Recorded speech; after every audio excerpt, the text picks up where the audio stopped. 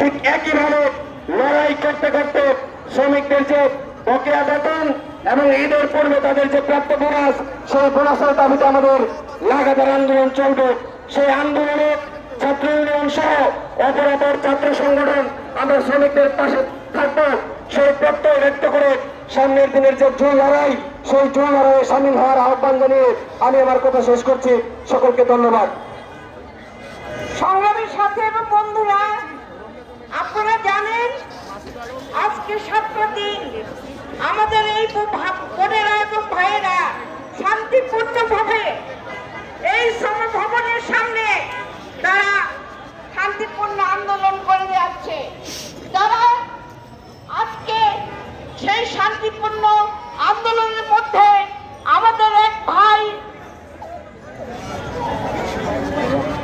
রামপ্রসাদ সিং মৃত্যুবরণ করে এবং তার শ্রদ্ধা নিবেদন আজকেও চলছে।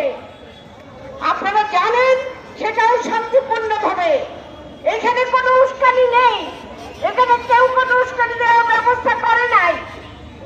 সুতরাং আপনারা শান্তিপূর্ণভাবে এই আমাদের এই রামপ্রসাদ সিং এর উপর যে শ্রদ্ধা নিবেদন, সেই নিবেদনটা আমরা খুব দ্রুত শেষ করব।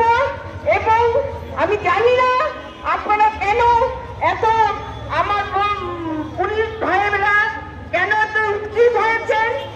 আমরা সব দ্রুতই আমাদের এই অনুষ্ঠানটা আমরা শেষ করব, কারণ আমার শ্রমজীবী মানুষের ভিড় দেওয়ারা থেকে গেছে, তারপরেও তারা কিন্তু কোনো উগ্রতা, কোনো সহিংসতা দেখায়নি এখন পর্যন্ত। সুতরাং আপনারা এটা নিশ্চিন্ত থাকতে পারেন, শ্রমজীবী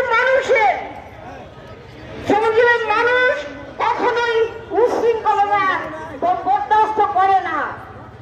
যেটা করে সেটা মালিক, সেই মালিক শ্রমজীবী মানুষকে তাদের লালিত পূর্ণতা শান্তিপূর্ণ অবস্থানকারে মালিকের স্বীকারোক্তি অনুসারে ধ্বংস করতে চায়।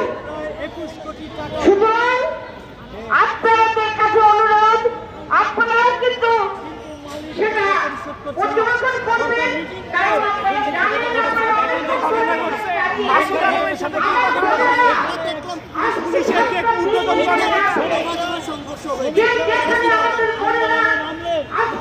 শ্রমিকদের পেটায় কিন্তু মালিককে মারা গেছে।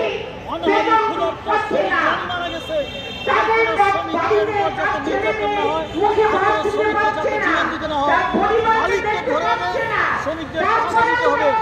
এইটা না দিলে এই যে পুলিশের আচরণ, এই পুলিশ দিয়ে আন্দোলন দমন করা যাবে না, আমরা তা প্রতিহত করবো।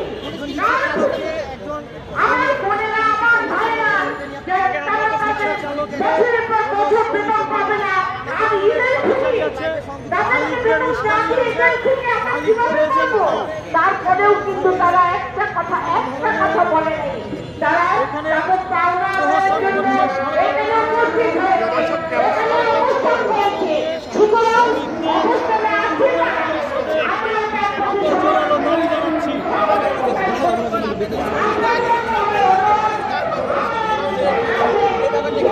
আমরা দেখছি রাষ্ট্র ব্যর্থ হচ্ছে মালিকদের কাছ থেকে পাওনা আদায় করতে। রাষ্ট্রের কোনো কর্মকর্তারা মালিকদের চাকরি করে এমন ভাব দেখাচ্ছে। যদি এইরকম হয় তাহলে আমাদের শ্রমিকদের আন্দোলন ছাড়া